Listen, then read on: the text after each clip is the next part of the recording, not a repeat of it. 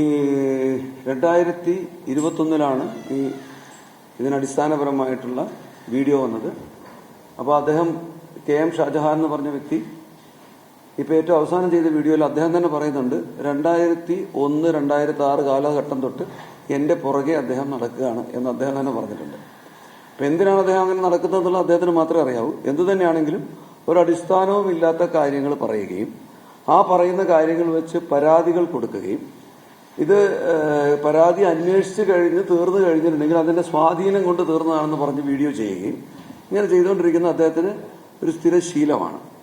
അപ്പൊ ഇത് ആദ്യമൊക്കെ ഞാൻ ഇഗ്നോർ ചെയ്തെങ്കിലും പിന്നീട് അത് പലതരത്തിലുള്ള ബുദ്ധിമുട്ട്. അപ്പൊ ചെയ്യുന്നൊരു വ്യക്തമായ പരിപാടി എന്താണെന്ന് വെച്ചാൽ ആദ്യം ഒരു പരാതി കൊടുക്കും. പരാതി കൊടുത്തു കഴിഞ്ഞ് അത് അന്വേഷിച്ച് കഴിയുമ്പോൾ വിവരാവകാശം തരും. ഈ ഉദ്യോഗസ്ഥനെതിരെ എത്ര പരാതികൾ അന്വേഷണത്തിലുണ്ടെന്ന് ചോദിക്കും. അത് കഴിഞ്ഞിട്ട് ആ അന്വേഷണത്തിലുള്ള പരാതി ഉണ്ട്, പരാതിയും ആരോപണ വിധേയനുമായ ഉദ്യോഗസ്ഥൻ എന്നാണ് വീഡിയോ ചെയ്യുക. വീണ്ടും അടുത്തൊരു പരാതി കൊടുക്കുക. ആ പരാതി കൊടുത്തത് എത്ര തവണ അന്വേഷിച്ച് കഴിഞ്ഞതാണെങ്കിലും അത് പുതിയതാണെന്ന രീതിയിൽ വീണ്ടും കൊടുക്കുക. അപ്പൊ അദ്ദേഹം ഈ 2021 തൊട്ട് പറയുന്ന കാര്യങ്ങളെല്ലാം അദ്ദേഹം തന്നെ വക്കീലായിട്ടും അല്ലാതെയുമൊക്കെ പല കപ്പാസിറ്റിയിൽ പല കോടതികളിൽ പോയി എനിക്കെതിരെ പരാതി കൊടുക്കുകയും ആ പരാതികളെല്ലാം അന്വേഷിച്ച് തീരുകയും ചെയ്തതിന് ശേഷം പലതവണ തീർന്നതിന് ശേഷം അദ്ദേഹം വീണ്ടും വീണ്ടും വീണ്ടും ഇങ്ങനെ വീഡിയോകൾ ചെയ്യുകയാണ്.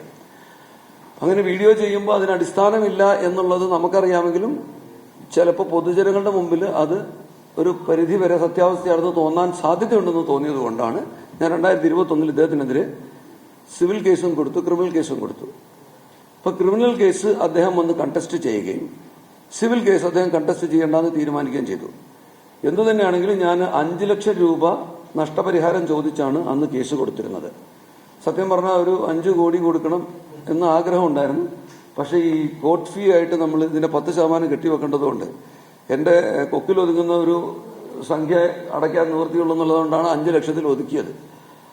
ഇപ്പോ കോടതി വിധി വന്നപ്പോൾ ആ 5 ലക്ഷം തന്നെ എനിക്ക് വിധിച്ചു തന്നു. 5 ലക്ഷവും അതിന്റെ പലിശയും 6% വെച്ച് പലിശയും വെച്ച് കോടതി ഈ കോർട്ട് ഫീയും എല്ലാം ചേർത്ത് തരാനാണ് വിധിയായത്. അപ്പോ അദ്ദേഹം അത് കഴിഞ്ഞപ്പോ പറയുന്നത് അദ്ദേഹം ഇപ്പോഴാണ് ആ കോടതി സംഭവത്തെക്കുറിച്ച് അറിഞ്ഞത്, കോടതി കേസിനെ കുറിച്ച്. ഒരുപാട് തവണ പലയിടത്തും ഞാൻ അദ്ദേഹത്തിനെതിരെ കേസ് കൊടുത്തിട്ടുണ്ടെന്ന് അദ്ദേഹം തന്നെ പറഞ്ഞിട്ടുമുണ്ട്. ഞാൻ കോടതിയിൽ കേസ് കൊടുത്തിട്ടുണ്ട്, ക്രിമിനൽ കോടതിയിൽ നടക്കുന്നു, അദ്ദേഹത്തിന് കിട്ടിയ സമൻസ് അവിടെ കൈപ്പറ്റിയിട്ടുണ്ട്. എല്ലാം കഴിഞ്ഞിട്ട് അദ്ദേഹം ഇപ്പോ അങ്ങനെ പറഞ്ഞ് വീണ്ടും വീണ്ടും ഇത് തുറന്നുകൊണ്ടിരിക്കുകയാണ്. അപ്പൊ ഈ തുടരുന്ന കാര്യങ്ങള് വീണ്ടും നമുക്ക് നമ്മുടെ നാട്ടിലെ ഒരു നിയമ സംവിധാനത്തിന്റെ ഒരു പ്രത്യേകത എന്ന് പറഞ്ഞു കഴിഞ്ഞിട്ട് അതിനൊരു സമയക്രമമുണ്ട്. ഇപ്പൊ ഞാൻ 2021 കൊടുത്തത് 2025 എനിക്ക് വിധി വരുന്നത്. ഇപ്പോഴും ക്രിമിനൽ കേസ് കൊടുത്തത് ഇപ്പോഴും ട്രയൽ നടന്നുകൊണ്ടിരിക്കുകയാണ്. അപ്പൊ ഇതിനെ മുതലെടുത്തുകൊണ്ട് ഇങ്ങനെയുള്ള കുറെ വ്യക്തികൾ നിരന്തരം ആക്രമിക്കുക, ആൾക്കാരെ അപകീർത്തിപ്പെടുത്തുക. അപ്പൊ ഈ പ്രത്യേകിച്ച് ഏതെങ്കിലും ഉന്നത സ്ഥാനങ്ങളിൽ ഇരിക്കുന്നവർക്ക് ഇവർ പ്രതികരിക്കുന്ന പോലെ തിരിച്ച് പ്രതികരിക്കാനുള്ള അവസരം കിട്ടില്ല. ഇപ്പൊ തന്നെ നിങ്ങൾ തന്നെ എന്നോട് ചോദിക്കാൻ കാരണം ഈ വിധി വന്നതുകൊണ്ട് മാത്രമാണ്. അല്ലാതെ എനിക്ക് ദിവസവും വരുന്ന ഈ വീഡിയോകൾക്കെതിരെ നിന്ന് പ്രതികരിക്കാനായിട്ടുള്ള സംവിധാനം നമുക്കില്ല. അപ്പൊ ഇതെല്ലാം കഴിഞ്ഞ് എന്തെങ്കിലുമൊക്കെ അടിസ്ഥാനരഹിതമായ കാര്യങ്ങൾ ഇങ്ങനെ പറഞ്ഞ് ഗണനീയ സ്ഥാനങ്ങളിൽ ഇരിക്കുന്നവരെ അപകീർത്തിപ്പെടുത്തുക എന്നുള്ളത് ഈ യൂട്യൂബിലും ഇപ്പൊ ഈ സോഷ്യൽ മീഡിയയിൽ ഒരു ട്രെൻഡായി മാറിയിട്ടുണ്ട്. ആരെക്കുറിച്ച് എന്തും പറയാം. അപ്പൊ പലരും വിചാരിക്കുന്നത് വെച്ചാൽ ഇതിന്റെയൊക്കെ പുറകെ നടക്കാൻ നമുക്ക് എവിടെയാ സമയം. ഇപ്പൊ സത്യം പറഞ്ഞു കഴിഞ്ഞാൽ ഈ വിധി വന്നതിന് ശേഷം ഒരുപാട് പ്രമുഖരെന്നെ വിളിക്കുകയുണ്ടായി. വിളിച്ചതെന്തിനാന്ന് വെച്ച് കഴിഞ്ഞാൽ ചെയ്തത് വളരെ നല്ല കാര്യമാണ്, ഞങ്ങളിത് ചെയ്യാൻ മടിച്ചിരിക്കുന്നവരായിരുന്നു എന്നുള്ള. ഇപ്പോ ഇന്നലെ ഏറ്റവും അവസാനം വന്നത് ഏഷ്യാനെറ്റിലൊരു മാധ്യമപ്രവർത്തകനെതിരെ അദ്ദേഹം പുതിയൊരു വീഡിയോ ചെയ്തിട്ടുണ്ട്. പിന്നെ മിക്കവാറും നിങ്ങൾക്ക് എല്ലാവർക്കും എതിരെ ഓരോ വീഡിയോ പ്രതീക്ഷിക്കാവുന്നതാണ്. അപ്പൊ നിങ്ങളിപ്പോ എന്റെ ഒരു സ്റ്റോറി കവർ ചെയ്ത് കഴിഞ്ഞാൽ അദ്ദേഹം പറഞ്ഞേ അപ്പം ന്യായമോ അന്യായമോ എന്നൊന്നുമുള്ള പ്രശ്നമല്ല. അദ്ദേഹം ഒരു ഒറ്റയാൾ പോരാട്ടക്കാരനാണ്, പൊതുപ്രവർത്തകരാണ്. പറയുന്ന കാര്യങ്ങളൊക്കെ എന്ന് പറഞ്ഞാൽ തികച്ചും അടിസ്ഥാനരഹിതമായിട്ടുള്ള കാര്യങ്ങളാണ്, നിയമവിരുദ്ധമായ കാര്യങ്ങളാണ്. ഇത് പറയാൻ നമുക്ക് വേദിയില്ല. ഇപ്പൊ നിങ്ങളിപ്പോ ഒന്ന് ചോദിച്ചോണ്ട് ഇപ്പൊ ഏറ്റവും അവസാനം പറഞ്ഞൊരു കാര്യം എന്ന് പറഞ്ഞിട്ടുണ്ടെങ്കിൽ ഇപ്പൊ ഞാൻ വിദേശത്ത് പോയി കഴിഞ്ഞ 1-ാം തീയതി അനുമതി ഇല്ലാതെ പോയെന്നാണ് പറയുന്നത്. സ്വകാര്യ സന്ദർശനത്തിന് വിദേശത്ത് പോകാനായിട്ട് അനുമതിയുടെ ആവശ്യമില്ല എന്ന് പറഞ്ഞൊരു ഉത്തരവ് സർക്കാർ ഇറക്കിയിട്ട് വർഷം 2-3 കഴിഞ്ഞു. അപ്പൊ അദ്ദേഹം ഇത് അറിഞ്ഞിട്ടില്ലാന്ന് തോന്നുന്നു.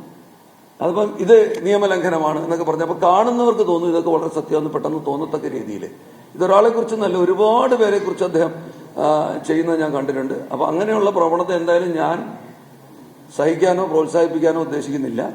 മാത്രവുമല്ല ഇത് ഇങ്ങനെ ഫൈറ്റ് ചെയ്യുന്നത്, നിയമപരമായി ഫൈറ്റ് ചെയ്യുന്നത് ഒരു മാതൃകയാകണമെന്ന് ഉദ്ദേശിച്ചുകൂടിയാണ് ചെയ്യുന്നത്. അപ്പൊ അദ്ദേഹത്തിന്റെ വീഡിയോയിൽ അദ്ദേഹം പറയുകയുണ്ടായി, അദ്ദേഹം എനിക്കെതിരെയുള്ള പോരാട്ടം നിർത്തുന്നില്ല എന്ന്. അദ്ദേഹത്തിനോടും അറിയിക്കേണ്ട കാര്യം, ഞാനും പോരാട്ടം നിർത്താൻ ഉദ്ദേശിച്ചിട്ടില്ല. അദ്ദേഹം പോരാടുന്നതിന് അത്രയും തന്നെ ത്രാണിയോടുകൂടി പോരാടാനുള്ള മനക്കരുത്ത് എനിക്കുമുണ്ട്. ഞാൻ നിരന്തരം പോരാടിക്കൊണ്ട് തന്നെ ഇരിക്കും. ഇനിയും 3 കേസുകൾ അദ്ദേഹത്തിനെതിരെ ഇവിടെ ഉണ്ട്.